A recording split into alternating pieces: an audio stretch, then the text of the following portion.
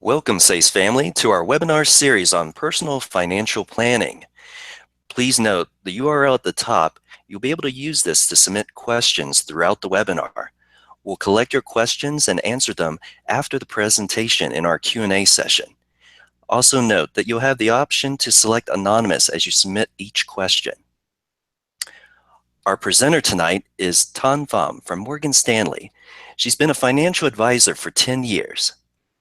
And here she is to present our webinar, An Introduction to Personal Financial Planning. Hello, my name is Tan Pham, and I'm a financial advisor at Morgan Stanley. My presentation tonight is the introduction to a series on personal financial awareness and education in wealth management.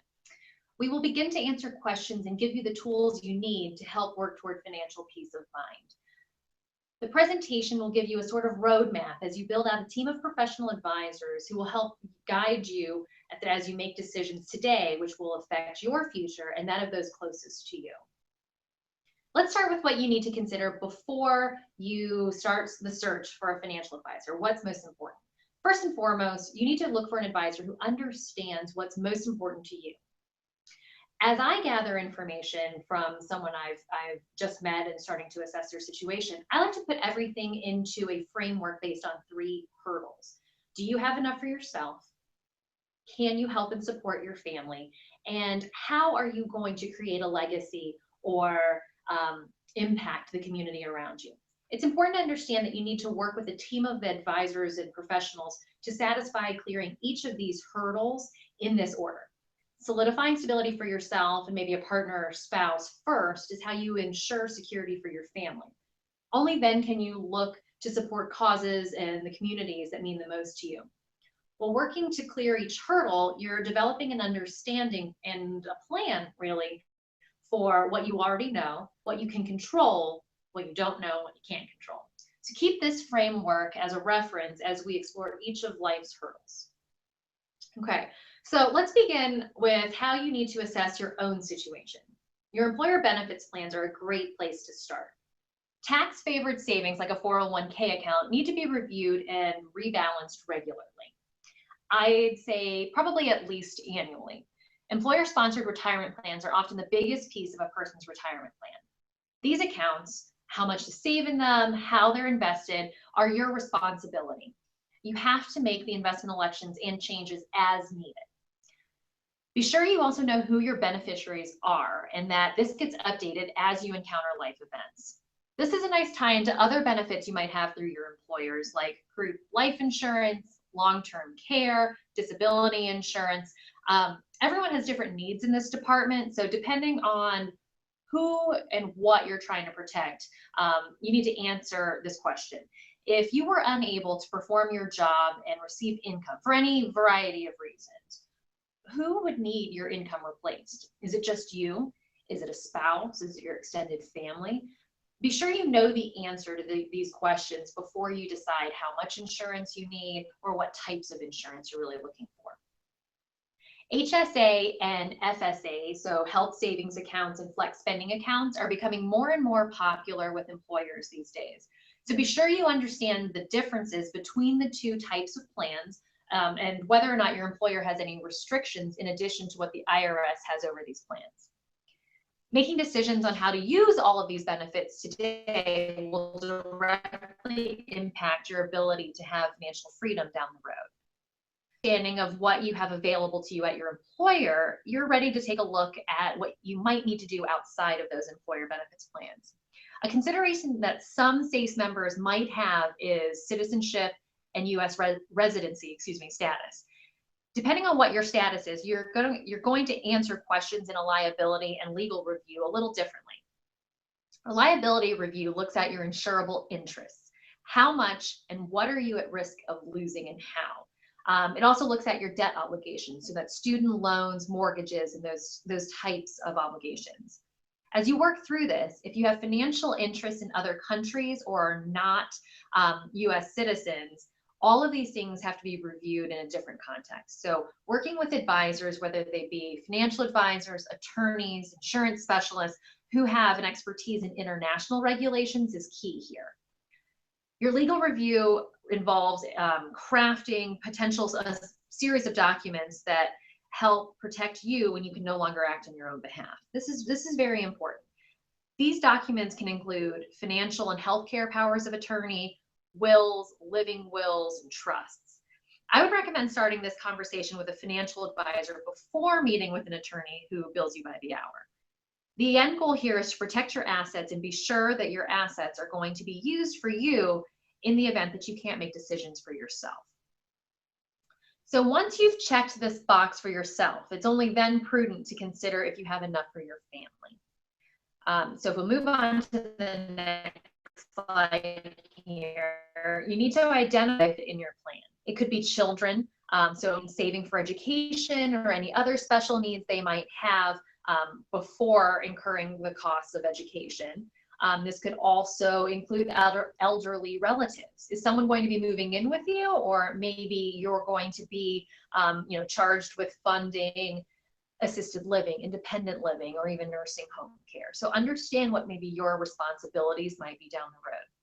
For those who have relatives overseas, gifting and support can be a little bit more complicated, which is why an international tax law attorney is someone who might fit onto your professional team. Often when there are relatives overseas who need support in many different ways, additional financial needs exist, such as regular travel expenses, factoring in time away from work, and those sorts of things that affect your current cash flow as well as saving for retirement. So while making plans to assist and or support your family, I would encourage you to look at gifting as a strategy. The IRS allows any U.S. citizen to give $14,000 directly to any other U.S. citizen each year without having to file a gift tax return. There's more than this, or a non-U.S. citizen is involved in any part of that transaction, a different type of gift planning has to be considered. Legal planning might be needed to make sure the correct taxes are paid. Those same legal documents I mentioned that you might need should also be considered for your relatives who are maybe your dependents or unmarried. Review this with anyone who has reached the age of majority and doesn't have a spouse. Those documents will enable whoever they choose to make decisions for them when or if they are not able to do so themselves. So we've covered a lot of information that includes the people closest to you. Having a structure and ongoing plan for you and your family will allow you to impact the community if you so choose. So the third hurdle is supporting causes and values most important to you. Just like with your family, you need to identify specific organizations and causes, and then decide the type of impact you'd like to see with your dollars given. There are financial benefits to supporting organizations, and your financial advisor can help you structure gifts, as well as teach your younger generations about what's most important to you. This is a way to pass on your values along with the assets you've acquired over time. As we review these three hurdles, I've mentioned a professional team many, many times. When clients come to me for planning, they're often surprised to speak with a number of other professionals as well. I believe you should look at your family like a corporation. If you each have roles, so you each have roles and they have to be well defined. So if, say, you are the CEO, you need to rely on a body of expertise, so this group of professionals who are going to help you navigate. Think of these people as your board of directors. So that's your financial advisor, your attorney, your accountant, different expertise. They're there for different reasons. You also need to make sure that they're made aware of one another. They have to work together in order to accomplish a tailored plan for you. So if we're going to move on to the next slide there. Again, this team of professionals works together with you in mind. They have to create this plan for you, your family, and what's most important to you. So finally, once you've been working with this team for a time, once you've created that plan, make sure you follow the plan. Check in regularly. Make sure your advisor is checking in with you. Set that expectation and make sure that you're making changes to the plan as needed. Your financial plan needs to be as dynamic as the events in your life. I recommend you start today and begin gathering the information that a financial advisor would need to assess your entire situation. I've attached a checklist of documents to this webinar, and it's also going to be available on the SASE website to help you with this. So as you're gathering and going through your files, you know exactly what types of documents are pertinent to that type of assessment. So now I believe we're going to be moving on to the Q&A portion of the presentation. Again, if you have questions, please use the link at the top of the slide there. There is a little bit of a delay, so there's about a 30-second delay for us to receive those questions. So just feel free, and I think we'll go ahead and start with that.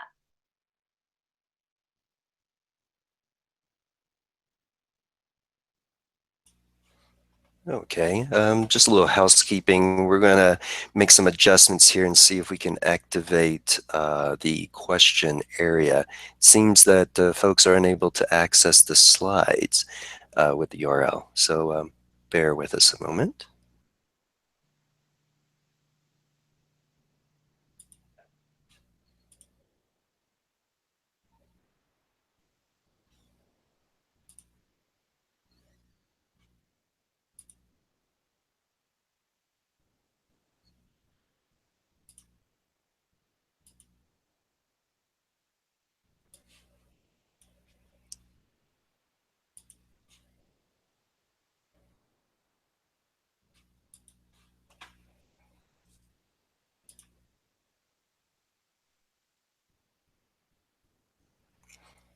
All right, so we have one question. Will there be other webinars to go into more detail on what has been presented? Absolutely. So we have planned a series with a number of modules that will focus on, again, you know, if there are areas of interest that you are interested in, we'll be sure to address them, but diving a little bit deeper. So when taking a look at an assessment for yourself, or maybe looking at those employer plans, maybe you can go into detail. We'll be able to talk about each of the different types of employer benefit plans that are out there. Or again, we've got one that will be addressing different types of legal planning. And so, yes, there will absolutely be a number of presentations made that are, you know, kind of a drill down, more focus into different topics. This is really kind of the framework that I wanted to present to make sure, you know, as you start thinking about these things for yourself or your family or your community, you know, how do you gather the information? How do you make sense of it all of the things that are important to you? Okay, great. So we're going to present the slide again. Again, if folks have questions, we've made some adjustments. You should be able to ask questions now through the link that's displayed at the top of the webinar.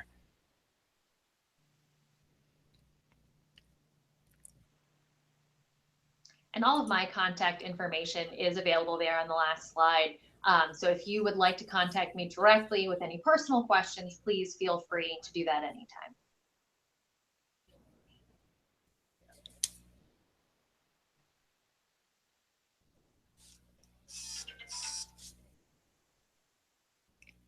Okay, we'll see if we get any other questions in.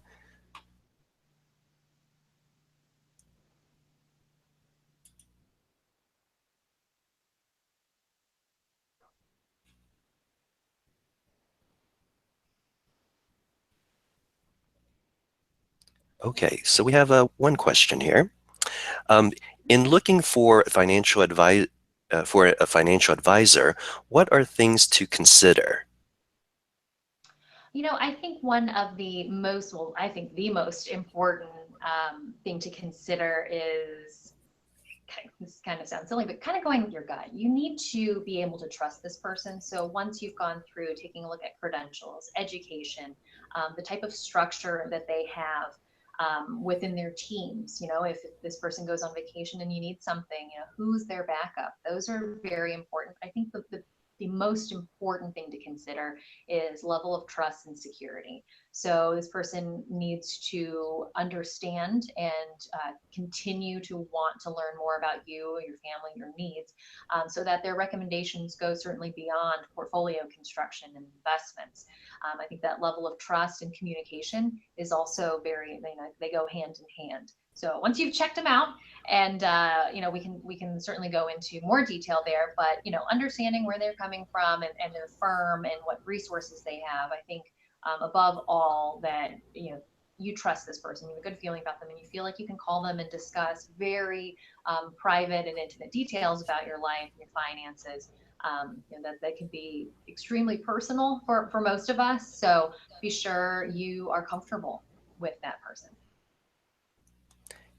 Okay. And one other question related to that, um, from a technical skill point of view, are all financial advisors the same? I like to think we aren't, but levels of education, there are different certifications as well throughout the industry. So depending on what your financial needs are, if you're a business owner, you might want someone who is also a retirement benefits plan specialist. There are certified financial planners as well. So no, not everyone's the same. There are different expertise as well. All of those points during the presentation, the estate planning, the legal planning piece, liability planning, people are going to have different fortes, and I think that's why I'm partial to a team approach. I work on a team there. If you see our group names, all of our last names there, and each of us takes on a different role and responsibility. So, for example, I specialize in charitable giving. So when my partners bring in a client who has questions about this, how to impact their community, legacy planning, they'll bring me in. So different advisors are going to run their teams differently. They might be a sole practitioner, and they're going to have different expertise. So, this presentation was really to help everybody get an idea of what's important to them and what they're looking for. You need to understand what you find most important, and then kind of work from there. You're going to meet a lot of different advisors out there who simply have different expertise. Okay, thank you. Again, if you have questions, you can use the URL at the top of the slide to submit your questions. We do have a new question here for Tan. So for the financial advisor, is there like an appropriate amount to pay for services?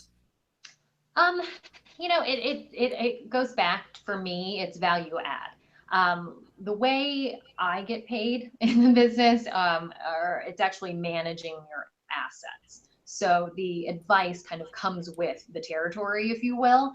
It's just assets held in house, and the way I structure my fees are based on the amount of assets you have at the firm, and generally speaking, on a fee-based platform, as you accumulate more at any given firm, your fees tend to drop. So you want to have that kind of building those assets at one given firm is my recommendation for the most part. Is there an appropriate amount? Everyone gets to charge what they think is fair. So, along with asset management fees, my services and my advice, my expertise, my team's expertise, my firm's resources come with your asset management fee. So, advisors do have leeway and flexibility there. So always know what you're paying and what you're paying for.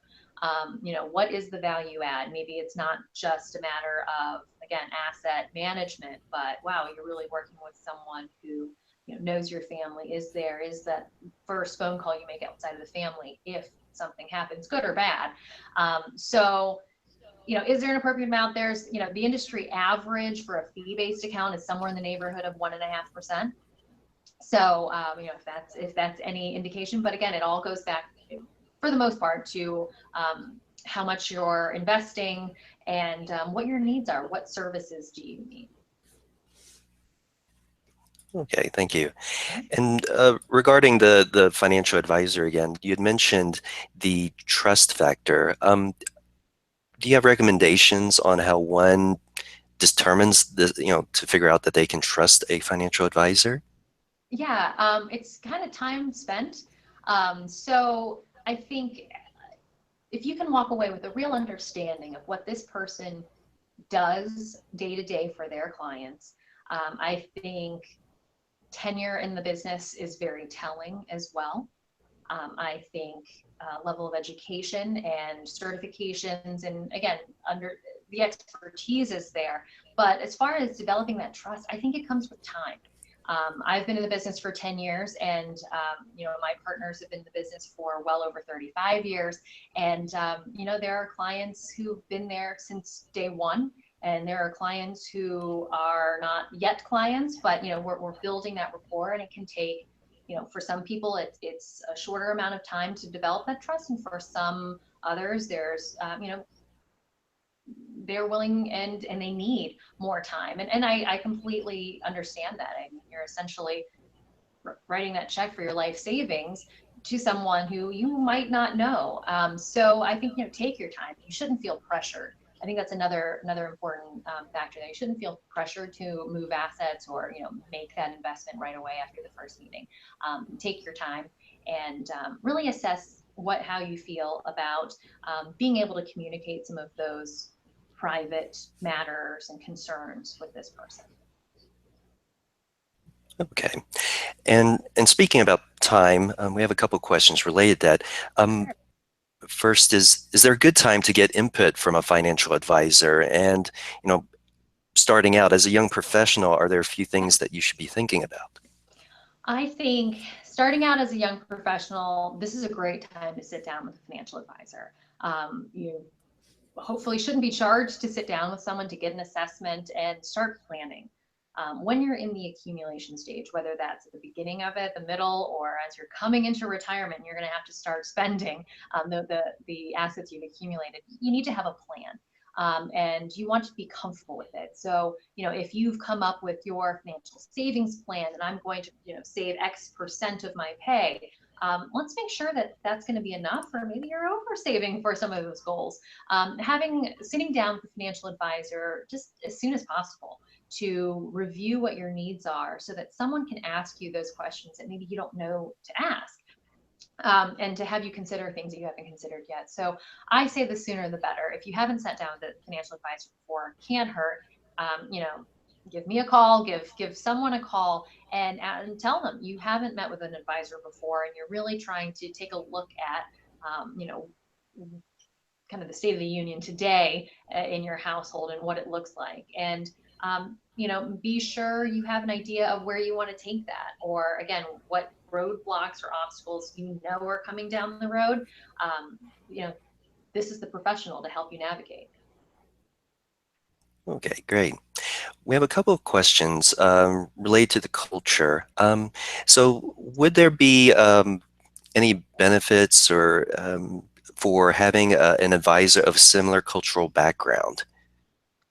I think so. I think there are personal, rooted in culture, personal responsibilities to whether it be family or community that are oftentimes or sometimes difficult to verbalize and have to re-explain to someone.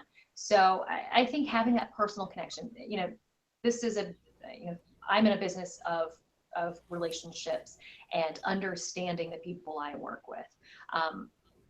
And I think coming from a similar background and having that understanding of, maybe it's responsibility for, care for aging parents. It's a different type of responsibility that maybe, whether it's a comfort level. Are you comfortable explaining that to someone? Or are you more comfortable kind of knowing intuitively that this person is likely to have the same types of responsibilities or concerns? I think it can only help. This is a relationship that has to be extremely understanding and extremely personal. So I think not feeling anxiety about explaining that your cultural background, in its fullest is really important. Kind of gets you past that. Talk about hurdles. Another hurdle where someone does understand where you're coming from. You don't have to go back and describe all of this and maybe kind of miss something there. Okay. Another community culture related question is one of our audience members feels that there's a lack of financial education in the Asian American community. So they're wondering, is there something that that they could do to change that? For example, their parents never mentioned the need for financial planning. Um, what could change?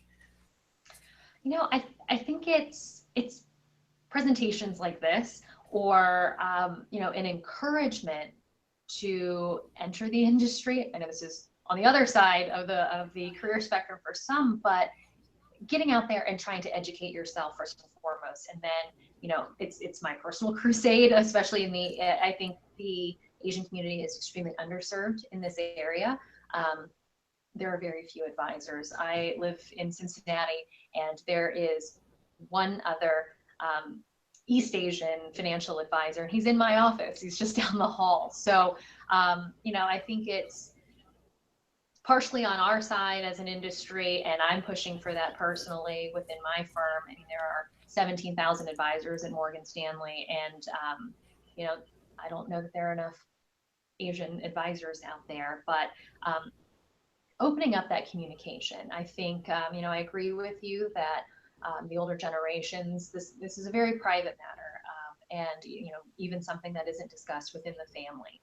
I think we need to break down that barrier and have those discussions, and be willing to take on the consequences of sharing that as well, sharing and being vulnerable to those around us and those closest to us, to give them the responsibility of knowing again, your deepest, darkest parts of yourself, your concerns about money. It's a difficult conversation for anyone, cross cultures, but I think opening up that communication, then sharing that communication with people, encouraging folks to go to a financial advisor and have those conversations, and share it with your children. The next generation needs to be encouraged, and it should be part of the everyday speak. Okay, thank you. So we have a couple more questions here, and they are around the ideas of investment. So as a young professional, how do you go about coming up with an investment strategy? And then also, would there be like a minimum investment amount that should be considered before you consult with an advisor? It's a good question. I get this all the time, especially for young professionals. The first place most people start investing is their employer retirement plan, so a 401k plan or a 403b if you're working for maybe a hospital or a government entity. Those retirement plans, that's the first place. I say as soon as you're eligible, put a percentage of your income away. It's pre-tax money, so it lowers your taxable income for the year. That's a win. And then you're investing systematically. So every pay period, you're putting money away into this retirement plan. It's out of sight, out of mind, and you're forcing yourself to invest without all the emotions involved there. So that's a great place to start. And then beyond that, some advisors will have a stated minimum, to begin investing. I would say start looking for an advisor, whether you have, $100 to invest or $50,000 to invest, or whatever that dollar amount is. Find an advisor you're comfortable with and who understands, where you're going, what your trajectory looks like, what your earning potential might look like. Because I think it's really important to, again, have that plan before the money starts coming in. I would say before you start investing, be sure you have, again, your expenses, are under control, and you're able to start putting money away. The idea of an emergency fund is really important. So have anywhere between 3 and 6 months worth of cash, in 3 and 6 months worth of non-discretionary expenses in cash in your checking or savings account. So that's keeping, if something were to happen to you, you can pay the rent, you can keep buying groceries. Life doesn't have to change for a couple of months if, say, you were not able to work. And then beyond that, that's pretty quick. You're able to start investing. So is there a minimum amount? Some advisors would say yes. I would say have a plan first, before even considering finding someone with a certain minimum. You need to have those discussions. Where's the money go once it starts coming in?